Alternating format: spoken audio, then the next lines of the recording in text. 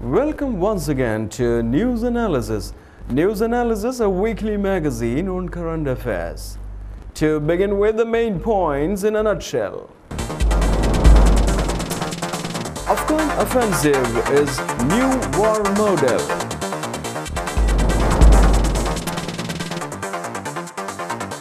Bill Clinton has procedure for chest pain.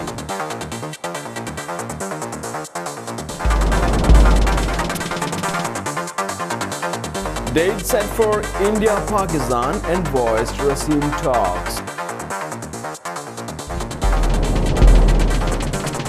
Tight security as Khan film opens in Mumbai amid row. Iraq election campaign underway amid candidacy row. Live Winter Olympics opening ceremony in Vancouver. And now the news in detail. Haiti holds day of mourning for earthquake victims. Haiti's President René Préval has vowed that his country will not die during a day of national mourning, a month after the devastating earthquake struck. Haiti will not die, and Haiti must not die, he said. At least 217,000 people died in the 12 January quake, which left 3 lakh injured and 1 million homeless. A prayer service was also held at the site of a mass grave outside the capital, which is believed to hold 10,000 of victims. Later, at the exact time of the earthquake hit, Haitians at home and abroad will be asked to kneel and pray. At the main ceremony in the capital center near the ruins of the National Palace, leaders of Haiti's 2 official religions, a Catholic bishop and the head of the Voodoo praise, both robed in white, joined ministers from Protestant denominations for a prayer service. Hundreds of people gathered for the service in the shade of mimosa trees, including President Préval, who wept during the service. Kenyan police raid gay wedding and arrest 5 men. Police in Methwapa, just north of the Kenyan coastal town of Mombasa, say they have arrested 5 men whom they accuse of being homosexuals. District Officer George Matandra said 2 of the men had been found wedding rings attempting to get married in Kikambala Beach Resort. The other 3 men were handed to the police by members of the public. 2 of them had reportedly been beaten. Homosexuality is illegal in Kenya, but arrests are extremely rare. Crowds gathered outside the police station where the men were taken to protest at the presence of an alleged homosexuals. The wedding was reportedly due to take place at a private villa in the resort, but locals heard of the plans and alerted the police, who raided a house and arrested the men. U.S. praises Nigeria on democratic handover. The U.S. has praised Nigeria for its week's handover of power to deputy leader after 2 months of political deadlock over the president's health. We believe that the principle of democracy have since been served well, said a statement from the U.S. Embassy. Vice President Goodluck Jonathan is now formally acting president until Umar Yar'Adua can resume his duties.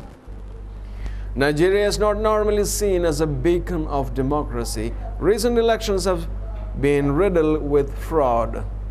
The country was ruled by the military for many years, and Mr. Yar'Adua became the first elected Nigerian leader to be handed power by another in 2007. Relations between the U.S. and Nigeria have been fraught in recent months, especially after a young Nigerian man caught allegedly trying to blow up a plane over the U.S. in December 2009. Afghan offensive is new war model. For all the fighting that lies ahead of over the next several days, no one doubts that American and Afghan troops swarming into Taliban redoubt of Marja will ultimately clear it of insurgents, and that is when the real test will begin. For much of the past 8 years, American and NATO forces have mounted other large military operations to clear towns and cities of Taliban insurgents. And then almost invariably, we have cleared out, never leaving behind enough soldiers or police officers to hold the place on their own. And so almost always the Taliban returned, and after time so did the American and NATO troops to clear the places all over again. Moving the grass, the soldiers and Marines derisively call it. This time in Marja, the largest Taliban stronghold, American and Afghan time commanders say they will do something they have never done before. Bring in an Afghan government and police force behind them. American and British troops will stay on to support them. We have got a government in a box ready to roll in, said General Stanley McChrystal, the top American commander here. Indeed, Marja is intended to serve as a prototype for new type of military operation based on the counterinsurgency thinking propounded by General McChrystal in the prelude to President Obama's decision in December to increase the number of American troops here to nearly 1 lakh. Advisor to detained American in Haiti is investigated. The police in El Salvador have begun an investigation into whether a man suspected of leading a trafficking ring involving Central American and Caribbean women and girls is also a legal advisor to the Americans charged with trying to take 33 children out of Haiti without permission. When the judge presiding over the Haitian case learned on Thursday of the investigation in El Salvador, he said he would begin his own inquiry of the advisor, a Dominican man who was in the judge's chamber days before. The inquiries are the latest twist in a politically charged case that's unfolding in the middle of an earthquake disaster zone. A lawyer for the group has already been dismissed after being accused of trying to offer bribes to get the 10 Americans out of jail. China alarmed by a security threat from internet. Deep inside a Chinese military engineering institute in September 2008, a researcher took a break from his duties and decided, against official policy, to check his private email messages. Among the new arrival was an electronic holiday greeting card that purported to be from a state defense office. The researchers clicked on the card to open it. Within minutes, secretly implanted computer code enabled an unnamed foreign intelligence agency to tap the database of the institute in the city of Luoyang in central China and spirit away top-secret information on Chinese submarines. So reported Global Times, a Communist Party-backed newspaper with a nationalist bent, in a little noticed December article. The paper described the episode as a major security breach and quoted one government official who complained that such attacks were ubiquitous in China.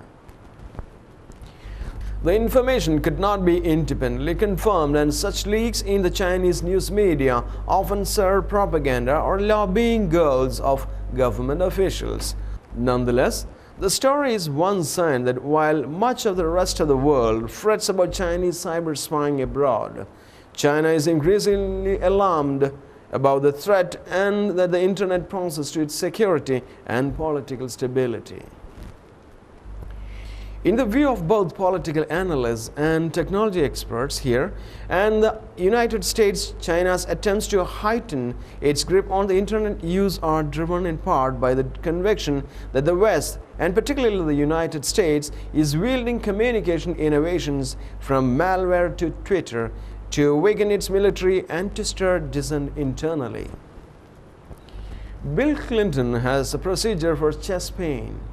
Former President Bill Clinton left a New York hospital on Friday morning after undergoing what his cardiologist called a successful procedure to clear a blocked artery.